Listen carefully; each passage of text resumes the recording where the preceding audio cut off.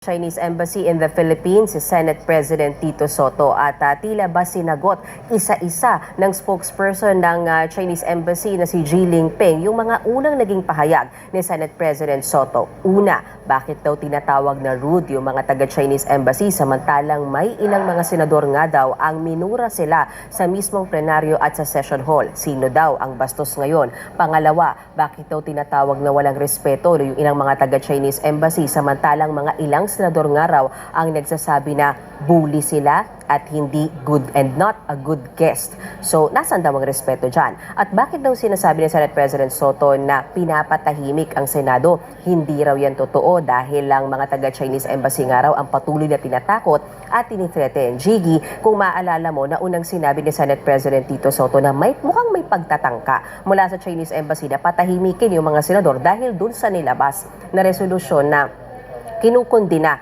itong naunang mga pahayag ng Chinese Embassy laban sa ilan sa ating mga government officials.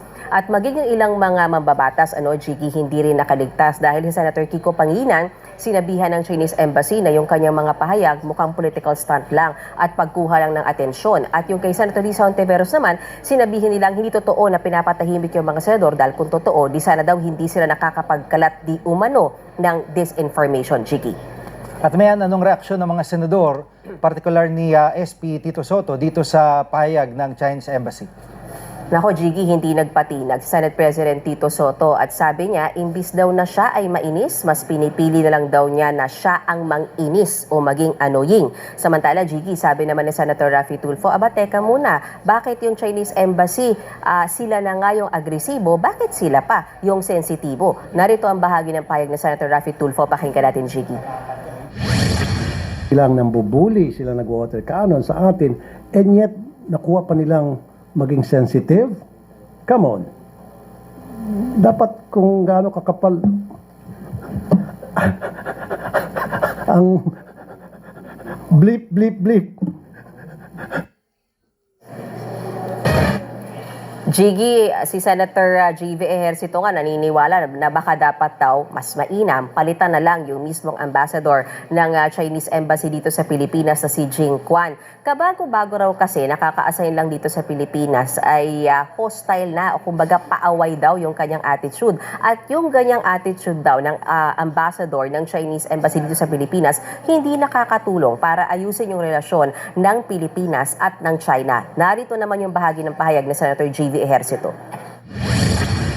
Instead of dousing cold water to the fire, he's adding fuel to the fire. So I think kung mas maganda, kung mapalitan ng someone who is more diplomatic in dealing with the host country.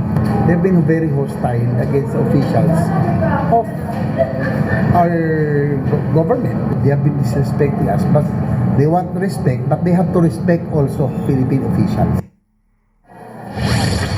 Jiggy, suportado naman ni Senator Raffy Tulfo yung hiling ni Senator JV na palitan yung ambassador ng Chinese Embassy dito dahil tila nagiging masyado daw balat sibuyas itong si Chinese Ambassador Jing Quan. At ang sinasabi pa ni Senator Raffy Tulfo mas mainam, magpadala na lang ng bagong kinatawan ang Beijing dito sa Pilipinas. At nanindigan din ang mga senador, Jiggy, hindi nila ini-intimidate o tinatakot yung Chinese Embassy. Talagang naninindigan lang daw sila sa karapatan, lalo na ng ating mga mangingisda at na naaapi daw at laging binubuli. Samantala, si Senator Robin Padilla na kung tutuusin hindi pumirma doon sa resolusyon ng Senado ay nakiisa sa mga ginawa ng kanyang mga kasamahan sa Senado. Narito ang bahagi ng pahayag ni Senator Robin Padilla.